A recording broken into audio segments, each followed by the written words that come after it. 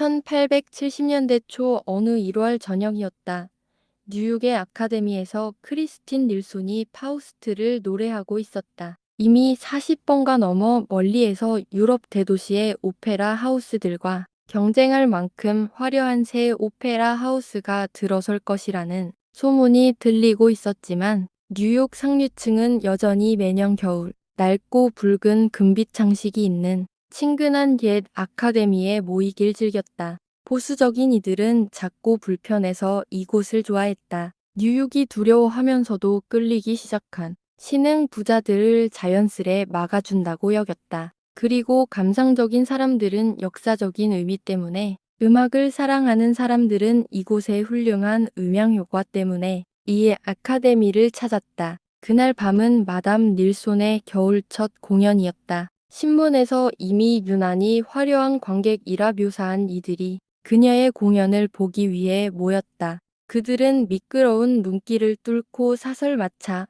넓은 가족용 마차 또는 소박하지만 편리한 브라운 쿠페를 타고 극장에 도착했다. 브라운 쿠페를 타고 오페라에 가는 것은 자신의 마차를 타고 가는 것만큼이나 명예로운 일이었다. 특히 공연이 끝나고 떠날 때는 더 큰 장점이 있었다. 자기 마부의 술기운에 붉어진 코가 아카데미 입구에 닿기를 기다릴 필요 없이 차례대로 줄 서 있는 첫 번째 브라운 쿠페에 바로 탈 수 있었기 때문이다. 미국인들은 공연에 가는 것보다 더 빨리 빠져나오고 싶어 한다는 걸 마차 주인이 간파한 것은 탁월한 통찰이었다. 뉴랜드 아처가 클럽 박스의 뒷문을 열었을 때 정원 장면의 막이 막 올라가고 있었다. 그가 더 일찍 오지 않은 데에는 특별한 이유가 없었다. 그는 그날 저녁 7시에 어머니와 여동생과 함께 저녁을 먹었고 흑호두나무 책장과 장식으로 가득한 고딕 양식의 서재에서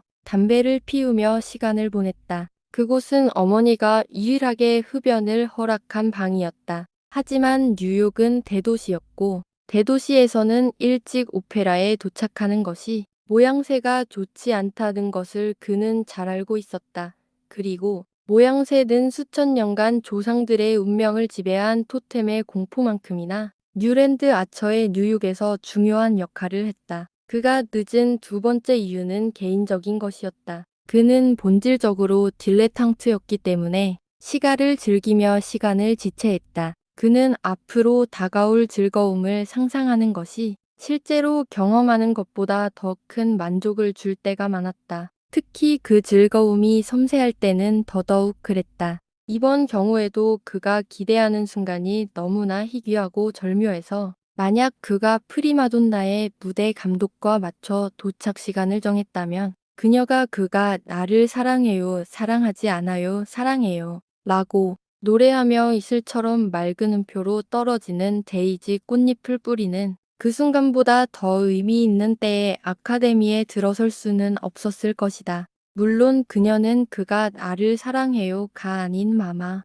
라고 불렀다. 스웨덴 가수가 프랑스 오페라의 동일어 가사를 부를 때는 영어권 관객들의 이해를 돕기 위해 이탈리아어로 번역해야 한다는 음악계의 불변의 법칙이 있었기 때문이다. 이 모든 규칙이 뉴랜드 아처에게는 그저 당연하게 느껴졌다. 마치 그의 삶이 그 모든 관습에 의해 형성된 것처럼. 예를 들면 파란 에나멜로 자신의 이니셜이 새겨진 은색 빗을 2개 사용해 머리를 빗는 것이나 사교계에 나갈 때 항상 꼭 가능하면 가데니아를 단추 구멍에 꽂는 것처럼 말이다. 마마, 논마마, 프리마돈나가 계속 노래했고 마지막에는 승리의 사랑을 터뜨리며 마마 라 외쳤다. 그녀는 흐트러진 데이지를 입술에 대며 커다란 눈을 들어 무대 위의 작은 갈색 머리의 파우스트 카프를 바라보았다.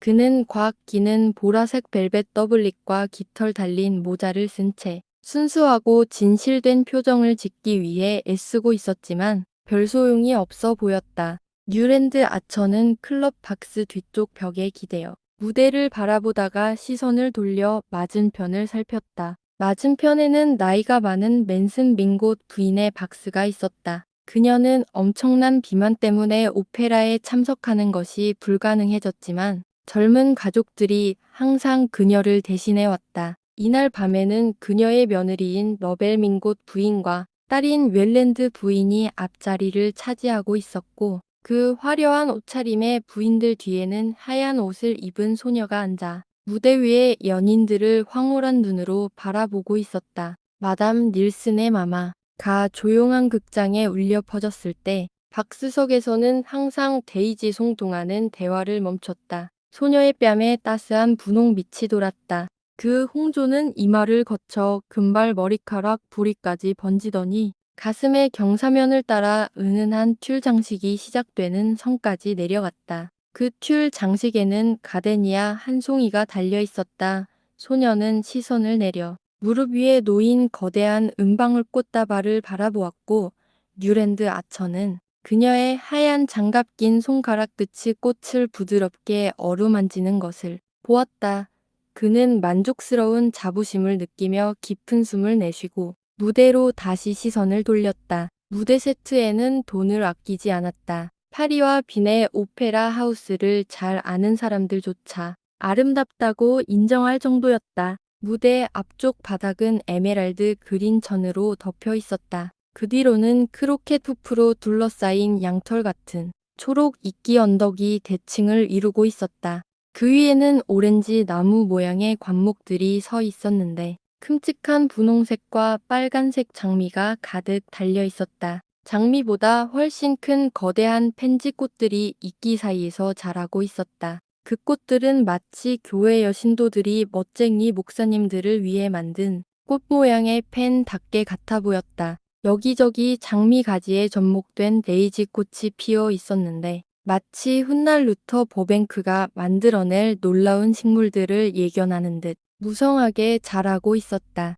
이 마법 같은 정원의 한가운데에 마담 닐슨이 서 있었다. 그녀는 하얀 캐시미어 드레스를 입고 있었는데 옅은 파란색 세틴으로 장식이 되어 있었다. 파란 허리띠에는 작은 손가방이 달려 있었고 큼직하게 따은 노란 머리가 블라우스 양쪽으로 정성스레 늘어뜨려져 있었다. 그녀는 눈을 내리깐 채로 카풀의 열정적인 구애를 듣고 있었다. 그가 말이나 눈빛으로 오른쪽 날개에서 비스듬히 튀어나온 깔끔한 벽돌집의 1층 창문을 은근히 가리킬 때마다 그녀는 마치 아무것도 모르는 척 순진한 표정을 지었다. 사랑스러운 아이, 뉴랜드 아처는 은방울꽃을 든 소녀를 바라보며 생각했다.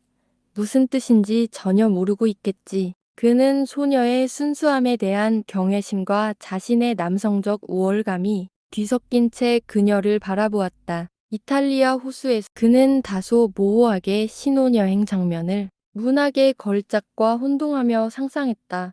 그날 오후 메이 웰랜드가 그를 좋아한다고 넌지시 말한 것뿐인데 그의 상상력은 이미 약혼 반지와 키스, 결혼 행진곡을 뛰어넘어 그녀와 유럽의 어느 마법 같은 풍경 속에 함께하는 모습을 그려보았다. 뉴랜드 아처는 미래의 아내가 단순한 여자이길 바라지 않았다. 그는 자신의 역량으로 그녀가 사교계에서 가장 인기 있는 기혼 여성들과 어깨를 나란히 할 수 있는 재치와 센스를 갖추길 바랐다. 그 사회에서는 남성들의 찬사를 이끌어내면서도 우아하게 거절하는 것이 관습으로 여겨졌다. 만약 그가 자신의 허영심을 깊이 파고들었다면 가끔 그렇게 할 뻔했다. 아내가 자신의 마음을 2년간 사로잡았던 그 유부녀처럼 세련되고 매력적이길 바란다는 것을 깨달았을 것이다. 물론 그 여성의 삶을 망칠 뻔했고 자신의 계획도 그 겨울 내내 어그러뜨린 그의 학점은 빼고 말이다.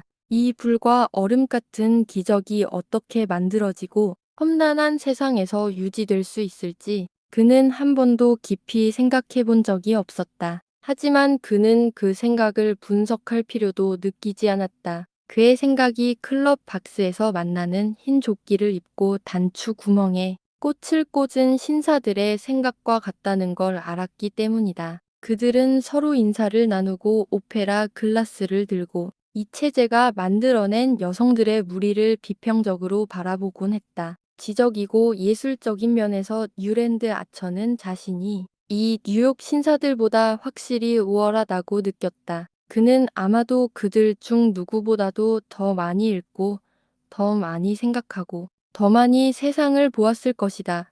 개별적으로 볼 때 그들은 열등함을 드러냈지만, 함께 모이면 그들은 뉴욕을 대표했다. 그리고 남성들의 연대감으로 그는 도덕이라 불리는 모든 문제에 대한 그들의 교리를 받아들이게 되었다. 그는 본능적으로 이 영역에서 독단적인 길을 가는 것은 번거롭고 또한 예의에 어긋나는 일이 될 거라고 느꼈다. 이런 세상에 로렌스 레퍼츠가 갑자기 무대에서 오페라 글라스를 돌리며 외쳤다.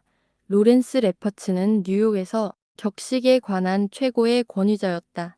그는 아마도 누구보다도 이 복잡하고 매력적인 문제를 연구하는데 많은 시간을 들였을 것이다. 하지만 연구만으로는 그의 완벽하고 자연스러운 태도를 설명할 수 없었다. 그의 머리 이마의 기울기, 아름다운 금발코 수염의 곡선, 날씬하고 우아한 몸매 끝에 있는 긴 에나멜 구두를 보는 것만으로도 그가 옷을 얼마나 무심하게 잘 차려입고 그 키를 얼마나 여유롭게 소화해내는지 알 수 있었다. 마치 격식에 대한 지식이 타고난 것처럼 보였다. 한 젊은 팬이 한번 이렇게 말한 적이 있다. 저녁 정장에 검은 넥타이를 언제 매고 언제 매지 말아야 하는지 누군가가 알려줄 수 있다면 그건 바로 레리 레퍼츠야. 그리고 펌프스와 에나멜 옥스퍼드 구두 중 무엇을 신어야 할지에 관한 그의 권위는 결코 의심받지 않았다.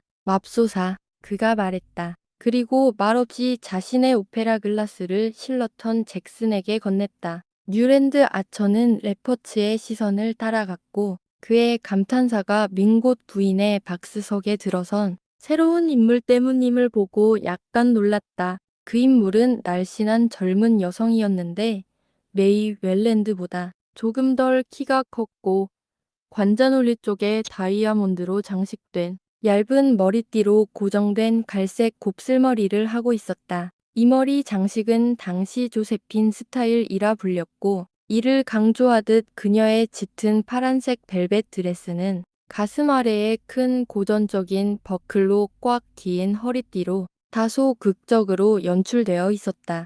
주목받고 있다는 것을 전혀 의식하지 못한 듯한 그녀는 잠시 박스석 중앙에 서서 미세스 웰랜드와 그녀의 자리를 박스석 앞 오른쪽 코너로 옮기는 것이 적절한지에 대해 논의했다. 그러다 약간의 미소를 띠며 양보하고는 반대편 코너에 자리 잡은 미세스 로벨 민곡과 나란히 앉았다. 실러턴 잭슨은 로렌스 레퍼츠에게 오페라 글라스를 돌려주었다. 클럽의 모든 사람들이 본능적으로 그쪽으로 돌아섰다. 그의 말을 듣기 위해서였다. 로렌스 레퍼츠가 격식에 관해 그런 것처럼 실러턴 잭슨은 가문에 관해서 최고의 권위자였다.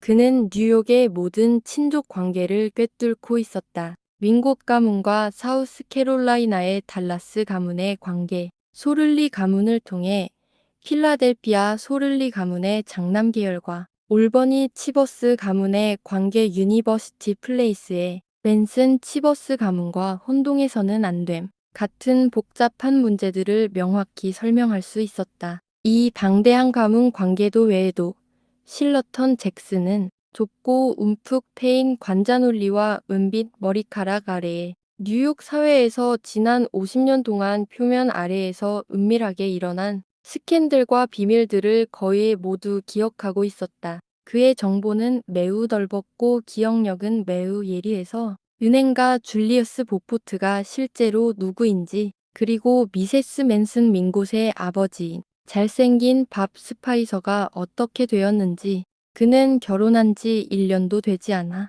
신탁 자금을 가지고 사라졌으며 바로 그날 배터리의 오래된 오페라 하우스에서 인기를 끌던 아름다운 스페인 무용수가 쿠바로 떠났었다. 를 아는 유일한 사람이라고들 했다. 하지만 이 비밀들과 많은 다른 비밀들은 실러턴 잭슨의 가슴 속에 철저히 잠겨 있었다. 그는 명예감이 강해서 개인적으로 전해 들은 것을 절대 퍼뜨리지 않았으며 그의 신중함이 더 많은 정보를 얻는 기회를 늘려준다는 것을 잘 알고 있었기 때문이다. 그렇기에 클럽 박스석에 있는 사람들은 실러턴 잭슨이 레퍼츠의 오페라 글라스를 돌려주는 동안 긴장하며 기다리고 있었다. 잭슨은 잠시 핏줄이 비치는 주름진 눈꺼풀 아래에 흐릿한 푸른 눈으로 주의 깊게 기다리는 무리를 살펴보았다. 그는 콧수염을 신중하게 비틀며 간단히 말했다. 윙곡 가문이 이런 일을 시도할 줄은 몰랐군.